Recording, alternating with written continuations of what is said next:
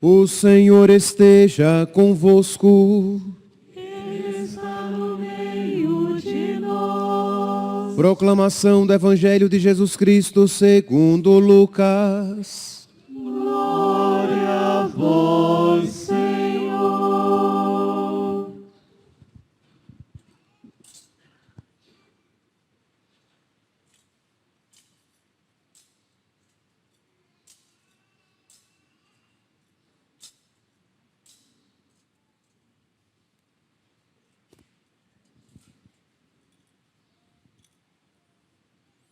Naquele tempo, alguém do meio da multidão disse a Jesus: Mestre, dize a meu irmão que reparta a herança comigo.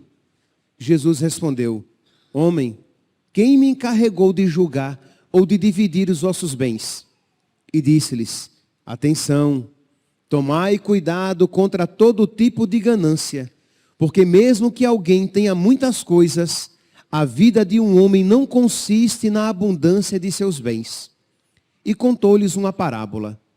A terra de um homem rico deu uma grande colheita. Ele pensava consigo mesmo: que vou fazer? Não tenho onde guardar minha colheita. Então resolveu: já sei o que vou fazer. Vou derrubar meus celeiros e construir maiores. Neles vou guardar todo o meu trigo junto com os meus bens. Então poderei dizer a mim mesmo: meu caro, tu tens uma boa reserva para muitos anos. Descansa, come, bebe, aproveita. Mas Deus lhe disse: louco, ainda nesta noite pedirão de volta a tua vida. E para quem ficará o que tu acumulaste? Assim acontece com quem ajunta tesouros para si, mas não é rico diante de Deus. Palavra da salvação. Glória a vós, Senhor.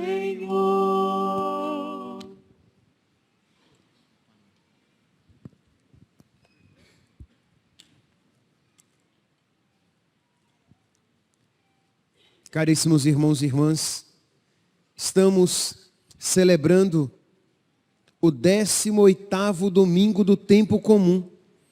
E a liturgia de hoje, a liturgia da palavra de hoje, nos ensina a como viver, de modo que a nossa vida vale a pena. Quando isso a liturgia nos ensina, é porque existe a possibilidade de nós vivermos de tal maneira neste mundo que a nossa vida seja perdida, tenha sido em vão. Então, vamos ficar atentos para que nós apliquemos à nossa vida este ensinamento. A primeira leitura, retirada do livro do Eclesiastes, é um livro que às vezes ele é mal compreendido, ele é visto como um livro muito pessimista, meio depressivo, porque foi escrito num período em que a fé na ressurreição ainda não tinha despontado em Israel. Mas é um livro que tem muito a nos ensinar. Diz aqui, o autor do livro, ele começa com, estamos aqui no capítulo 1, versículo 2. Vaidade das vaidades, diz o Eclesiastes, vaidade das vaidades. Na língua bíblica, nós não iremos encontrar superlativos, não existe superlativo em hebraico. Então, nós não iremos encontrar, por exemplo, a palavra santíssimo. Quando eles querem falar santíssimo, que Deus é santíssimo, um lugar santíssimo, eles vão dizer o quê? Um lugar 3 vezes santo. Deus é 3 vezes santo. Deus é santo, santo, santo. Deus é, aquele lugar é o santo dos santos lá no templo de Jerusalém. Existia o santo dos santos, era um lugar santíssimo. Pois bem, então aqui o autor ele quer dizer, ele vai falar a respeito de uma realidade que é muito vaidosa, que é muito perdida, que é muito inconsistente. A palavra vaidade em hebraico é ebel. Ebel é aquilo que não tem consistência. É fumo, é fumaça. Você não pega a fumaça. Não tem consistência. O contrário de vaidade na Bíblia, perceberam que vaidade não é simplesmente usar batom ou não usar batom, comprar coisas ou não comprar coisas, andar bonito ou não andar bonito. Isso pode ser uma expressão de vaidade, mas não é simplesmente uma coisa material. É aquilo, nós iremos compreender, que não tem consistência, que não tem valor, aquilo que é passageiro. Então percebe que é muito mais amplo do que andar arrumado ou não andar arrumado. Então o contrário de vaidade é o que? É glória, é kabod. Kabod é aquilo que tem consistência, é aquilo que é seguro, é aquilo no qual a gente pode confiar. Então o autor sagrado, ele olha para as coisas que o mundo valoriza e diz, tudo isso é vaidade. Tudo isso é passageiro. Imagine, a pessoa vai, diz aqui, de fato, o que resta ao homem de todos os trabalhos e preocupações que o desgastam debaixo do sol. Isto é, ele se preocupa em ganhar dinheiro. Mas isso é vaidade, porque vai passar. Quando ele morrer, tudo isso ele vai deixar. Se não é que não vai perder aqui neste mundo. A beleza é vaidade. A saúde é vaidade. As pessoas que lhes são importantes são vaidade, porque elas passarão ou você passará antes delas. Então, tudo o que existe neste mundo é vaidade.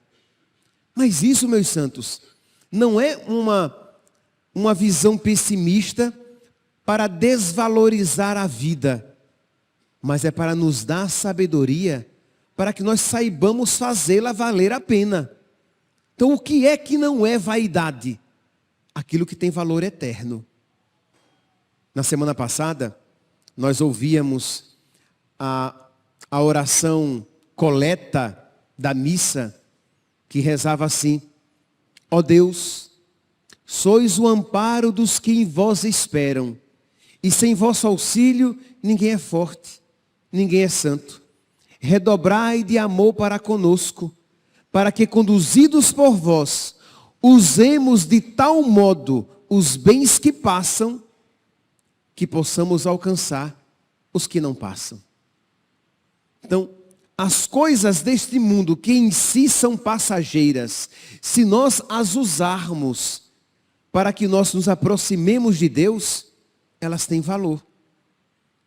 Então, como é que nós precisamos viver para que as coisas tenham um valor eterno? Precisamos viver com Deus, por Deus e para Deus.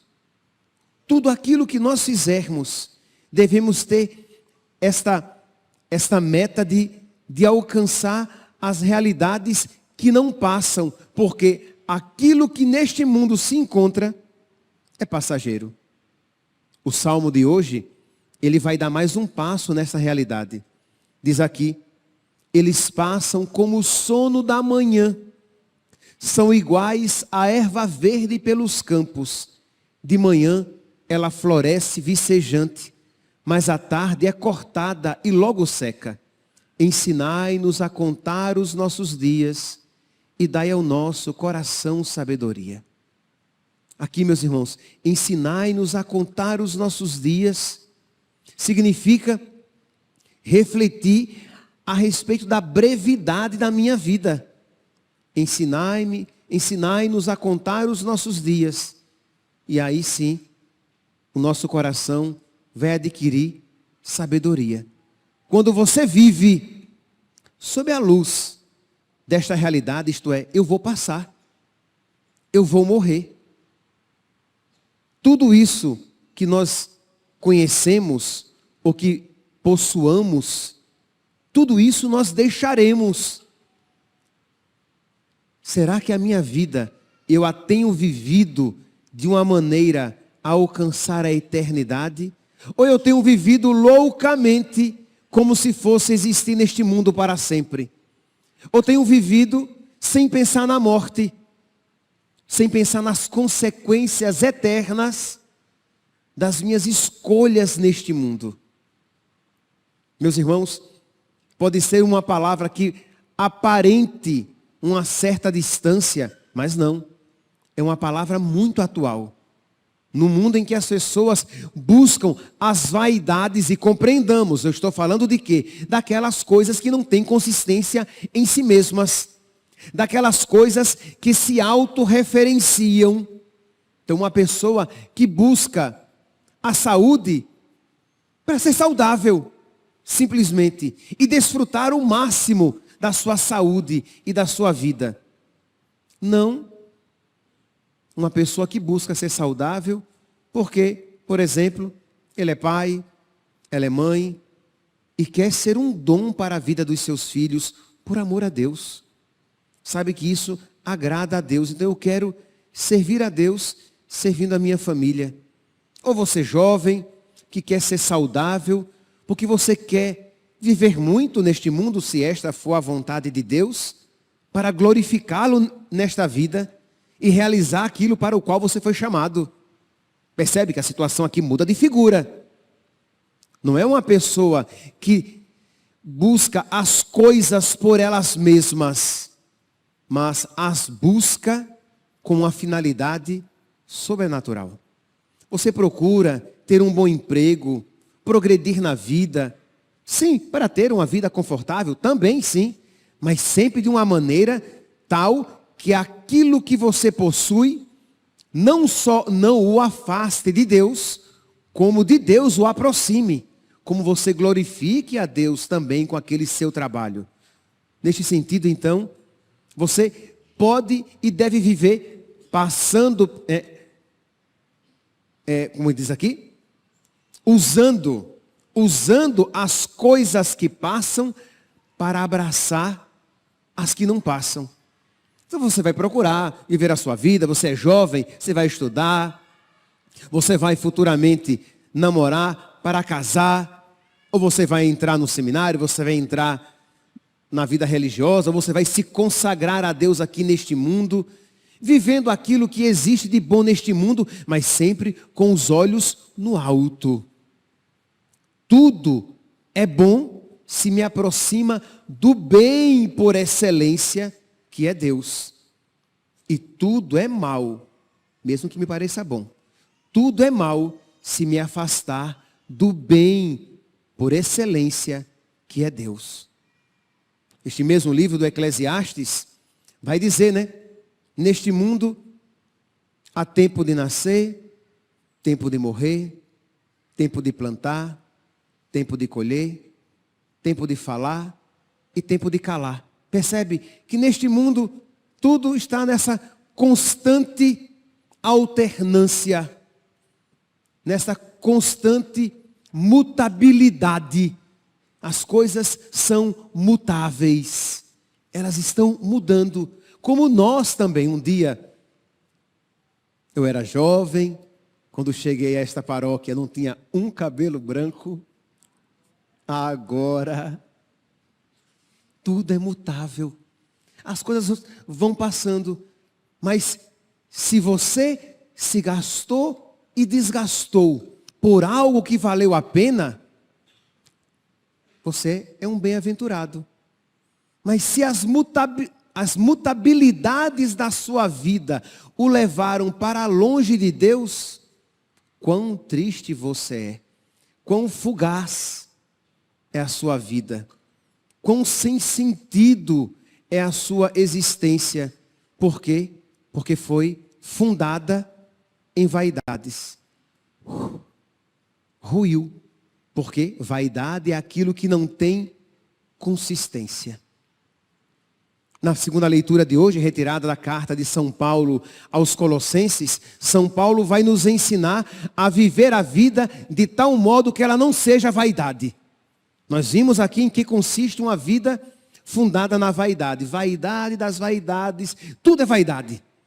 Vem São Paulo agora então, com a revelação divina, com a revelação da ressurreição, com a revelação do céu, existe um céu para nós. São Paulo então vai nos ensinar a viver a vida de tal modo que a nossa vida seja glória e não vaidade. Irmãos, se ressuscitastes com Cristo, esforçai-vos por alcançar as coisas do alto. Nós ressuscitamos com Cristo. Quando? No dia do nosso batismo. Com Cristo morremos e com Cristo começamos já a ressuscitar até que isso se complete plenamente na eternidade. Quando passarmos desta vida e quando o Senhor ressuscitar, inclusive os nossos corpos. Pois bem, esforçai-vos por alcançar as coisas do alto, onde está Cristo sentado à direita de Deus. Então, quando São Paulo diz, esforçai-vos por alcançar as coisas do alto, é óbvio que ele não está desprezando as coisas lícitas e boas da terra. Mas o que ele está aqui dizendo, enfatizando, é que nós devemos pelejar, é que nós devemos nos apaixonar pelas coisas do alto. E para isso, nós precisamos pedir a Deus sabedoria.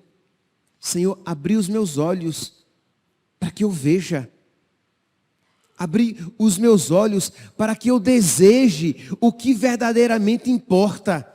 Para que eu tenha sede, para que eu tenha profunda necessidade das coisas do alto. Porque nós sabemos que das coisas da terra, das coisas boas e lícitas da terra, nós teremos gosto naturalmente.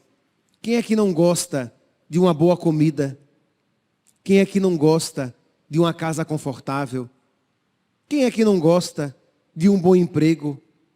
Quem é que não gosta de pagar as suas contas? Quem é que não gosta de ter um corpo saudável? Quem é que não gosta de ter pessoas a quem ame e por quem você é amado? E para isso, não precisamos ser ensinados. Isso é natural, isso é espontâneo. Mas amar apaixonadamente as coisas do alto é dom de Deus. E é isso o que faz tudo aquilo que eu citei anteriormente ter algum sentido. Senão, tudo aquilo que eu citei anteriormente é vaidade. Por quê? Tudo aquilo é mutável, como eu o sou, e tudo aquilo vai passar, como eu passarei também. Então, esforçai-vos por alcançar as coisas do alto. Jesus vai dizer, né?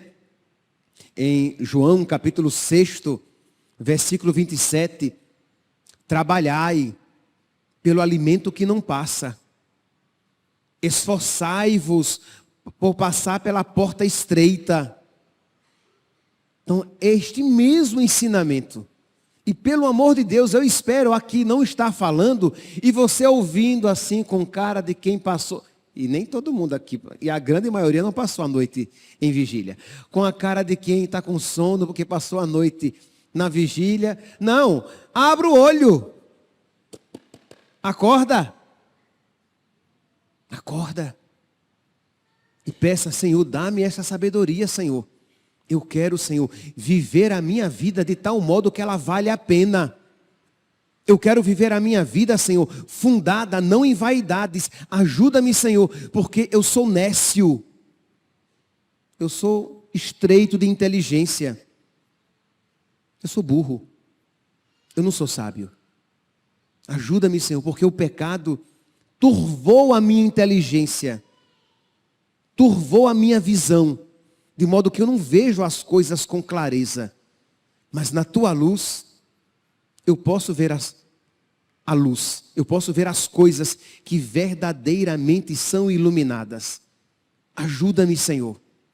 Então supliquemos todos nós, porque todos nós necessitamos desta sabedoria. Minha vida é passageira. Se eu viver muito, 100 anos.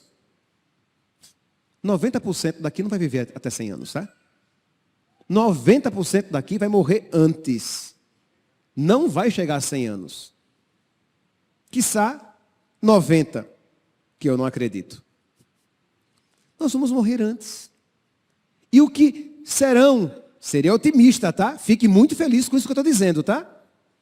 O que são 75, 80 anos em comparação à eternidade?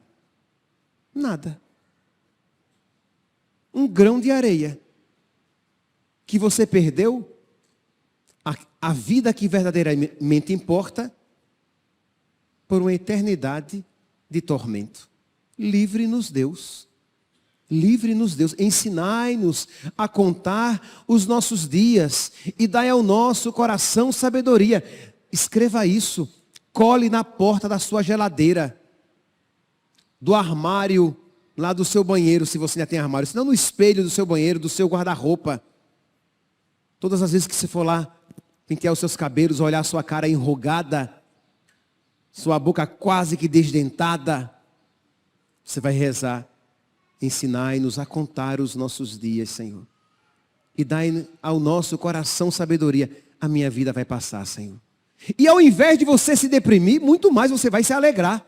Porque se existe uma realidade pela qual vale a viver e sofrer, você tem estímulo nesta vida. As dificuldades não são tão terríveis assim, porque vão passar. E as alegrias são apenas a entrada de uma verdadeira felicidade que nos espera. Os mandamentos de Deus, nossa, não são tão difíceis não. São até muito fáceis, nunca foi tão fácil ganhar o céu. Vivendo estes mandamentos, meu Deus. E você sabe que sempre de Deus você pode pedir o socorro. Ajuda-me, Senhor, naqueles pontos que eu tenho sentido dificuldade. Para que eu deseje as coisas do alto. Para que eu me esforce por alcançar as coisas do alto, onde está Cristo. Aspirai às coisas celestes e não às coisas terrestres. Versículo 2. Colossenses, capítulo 3, versículo 2. Aspirai às coisas do céu, às coisas do alto, às coisas que nos levam a Cristo. E não as coisas da terra. São Paulo está dizendo que você deve desprezar as coisas da terra? Não, ele não está dizendo isso. O que ele está dizendo é que quando nós colocamos Deus no centro, as outras coisas e pessoas tomam o seu devido lugar na nossa vida, porque Deus é o centro. Então aspirai às coisas celestes. E as outras realidades terão o seu devido lugar na nossa vida. Mas quando eu ponho em primeiro lugar o que não tem consistência em si mesmo, a minha vida entra num desequilíbrio. A minha vida fica de pernas para o ar. A minha vida fica louca. A minha vida será vaidade das vaidades. Tudo é vaidade. Isto é, eu vou passar com tudo isso e me perderei por toda a eternidade. Agora sim, meus irmãos, nós podemos mais do que nunca olhar para o evangelho de hoje e compreender o ensinamento dele. Diz aqui, então, que Jesus estava no meio de uma multidão e alguém dele se aproximou e disse: Mestre, dize a meu irmão que reparta a herança comigo. E Jesus leu os corações. E ele viu o apego daquelas pessoas. Quantas famílias, meus santos, se dividem quando o dinheiro entra na relação, hein? Famílias que se acabam, irmandade que se destrói, laços que se desvinculam e desaparecem, porque o dinheiro subiu a cabeça. Então Jesus, vendo o apego daqueles corações, Jesus então, e vendo que aquilo correspondia também com os anseios dos que estavam ali presenciando aquela cena, Jesus respondeu: homem, quem me encarregou de julgar ou de dividir os vossos bens? E disse-lhes. Voltou-se então para a multidão e disse a todos: atenção, tomai cuidado contra todo tipo de ganância, porque mesmo que alguém tenha muitas coisas, a vida de um homem não consiste na abundância de seus bens. Você crê nisso? A vida de um homem não consiste na abundância dos seus bens. De verdade, meu santinho, seja sincero. De verdade, você acredita que a sua riqueza é Deus, que a sua riqueza é a sua amizade com Deus, que isso é o que verdadeiramente importa? Ou você diz isso com a boca, mas aquilo que você busca na sua vida, às vezes pisando nos outros, às vezes mentindo para os outros, às vezes deixando Deus de lado para alcançar os bens da terra. Os bens que podem ser o dinheiro, a fama, os afetos, o poder. Mas tudo isso é tão passageiro, meus santos. Nós vemos uma pessoa cheia de vida neste mundo e de bens, com a doença terrível que lhe visita, seus dias se abreviam, ela morre e passa. Vemos uma pessoa tão poderosa, que fazia o que queria e não prestava contas a ninguém. E depois, vemos seu poder que começa a ruir. Já aqui neste mundo, que o diga quando um dia, diante de Deus, o verdadeiro e justo juiz, ele estiver. Tudo é passageiro. Tudo é tão transitório nesse mundo. E o que estamos fazendo da nossa vida? Quantos pais e mães insistem: menino, estude, senão você não vai ser ninguém nessa vida. Menino, estude para ter um bom trabalho e comprar sua casa e ter o seu carro. Nada disso é mal, entende? Mas você percebe que uma pessoa que enfatiza isso para uma criança, para um jovem que ainda não tem a sua fé estabelecida, o que é que implicitamente ele está aprendendo?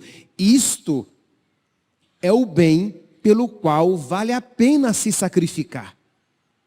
Trabalhar para ter. Trabalhar para ter uma vida confortável, para comprar o carro, para comprar uma casa, para ter bens. É claro que a preguiça é pecado. Ninguém aqui está dizendo que você não vai ensinar o seu filho, a sua filha, a se dedicar às coisas que faz. Eu estou dizendo que nós precisamos incutir no coração dos nossos filhos a busca das coisas essenciais. Porque de que vale o homem ganhar o mundo inteiro e perder a sua alma? Você é muito bonita. Você tem muito dinheiro. Você é muito estimada por todos. Você tem um casamento excelente. Filhos saudáveis. Viaja constantemente. E depois perdeu-se por toda a eternidade. O que vale ao homem tanta riqueza se ele é pobre e miserável diante de Deus? É isso que Jesus aqui está dizendo. Mas como ele viu que os corações eram endurecidos, ele vai então para fundamentar isto que ele acabou de dizer aqui. A vida de um homem não consiste na abundância de seus bens. Este aqui é o ensinamento. A vida de uma pessoa não consiste na abundância dos seus bens. Aí ele vai e conta uma parábola. Ele diz: a terra de um homem rico deu uma grande colheita. Este homem rico pensava consigo mesmo: o que vou fazer? Não tenho onde guardar minha colheita. Então resolveu: já sei o que vou fazer. Vou derrubar meus celeiros e construir maiores. Neles vou colocar todo o meu trigo, junto com todos os meus bens. Então poderei descansar e dizer a mim mesmo: meu caro, tu tens uma boa reserva para muitos anos. Descansa, come, bebe, aproveita. Mas Deus disse: louco, nécio, burro, ainda hoje levarei a tua vida. E para quem deixarás tudo isto que tu acumulaste? Meus irmãos, nós precisamos viver sob a ótica da morte. Isto é, se eu morrer amanhã, eu estou preparado para prestar contas da minha vida a Deus? Eu tenho me tornado rico, belo, saudável para Deus? Ou eu sou pobre, feio e doente diante de Deus? Isto é, nós temos que ter um olhar espiritual. Como eu tenho? Para que você veja o valor das coisas que você está desejando e que ocupam tanto espaço no seu coração. Pense, sei lá, na sua casa nova, naquela casa dos seus sonhos, e você lá como um cadáver dentro daquela casa, apodrecendo. Aquele celular maravilhoso que você quer adquirir, ou aquele emprego, aquele carro excelente que você gostaria de comprar e que você vive sonhando com ele. Pense você, cheio de vermes, sentado na poltrona de couro daquele carro maravilhoso. A sua vida vai passar. Vocês entendem? Eu não estou desmerecendo o valor das coisas boas e lícitas deste mundo. Eu estou apenas dizendo que o nosso coração precisa estar em Deus. Depois que o nosso coração estiver em Deus, aí nós poderemos desejar adequadamente, com equilíbrio, com justiça, as coisas deste mundo. Ensinai-nos a contar os nossos dias e dai ao nosso coração sabedoria. Mas o homem aqui da parábola, imagine, quando ele se viu mais rico ainda, o que foi que ele disse? Ele disse algo justo. O homem da parábola não disse nada de errado. O que ele fez era a coisa mais óbvia que tinha que ser feito. Isto é, ele teve uma colheita maravilhosa. Os celeiros que ele tinha eram pequenos. Eu vou construir outros para caber mais.